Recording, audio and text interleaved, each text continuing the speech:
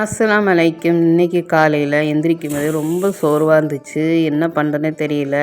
காய்கறிலாம் வாங்கி போட்டது அப்படியே இருந்துச்சு. சரி இன்றைக்கி சாம்பார் வச்சு ஏதாவது பொரியல் வைக்கணும்னு பிளான் பண்ணியிருந்தேன்.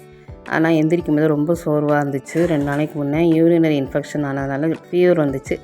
அதனால என்னவோ கொஞ்சம் சோர்வாக தான் இருக்குது. சரி சோம்பேறித்தனமாக இருக்கே, இட்லிக்கு ஊற போட்டுருவோம், மிக்ஸி ஜாரில் தான் அரைக்க போகிறோம் அப்படின்னு சொல்லிட்டு பருப்பு அரிசி எல்லாமே ஊற வச்சுட்டு, ஜவ்வரிசி கொஞ்சம் போடுவேன், அதையும் ஊற வச்சுட்டு டீ போட்டுட்டு இருந்தேன்.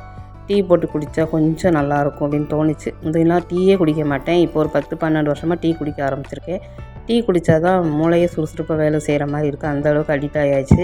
அதுவும் இஞ்சி டீனா தான் இறங்குது. சரின்னு சொல்லி இஞ்சியெல்லாம் சுரண்டி வச்சுட்டேன். மிக்சியில் போட்டு திரித்து வச்சுக்கலாம், டீ போட்டது யூஸ்ஃபுல்லாக இருக்கும்ல அப்படின்ட்டு.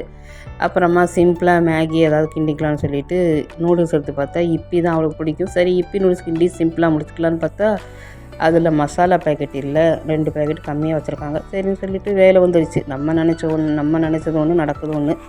பிறகு முட்டையெல்லாம் போட்டு கிண்டிடும் அப்படின்னு சொல்லிவிட்டு அதுக்கு எல்லாம் கட் பண்ணி முட்டையெல்லாம் உடச்சி ஊற்றி கிண்டியாச்சு. பிரியாணி டேஸ்ட்டில் பிரியாணி மாதிரி நான் செஞ்சுருவேன், சூப்பராக இருக்கும்னு சொல்லிவிட்டு முட்டையும் போட்டுட்டு எல்லாம் கிண்டியாச்சு. அவ்வளோதான், சூப்பரான நம்ம இப்பி நூடுல்ஸ் ரெடி ஆகிடுச்சு. எனக்கு இப்பி நூடுல்ஸ் பிடிக்கவே செய்யாது. நல்ல வேலையாக இன்றைக்கி அந்த மசாலா பேக்கெட் இல்லை, கலர் இல்லை, எதுவுமே இல்லை.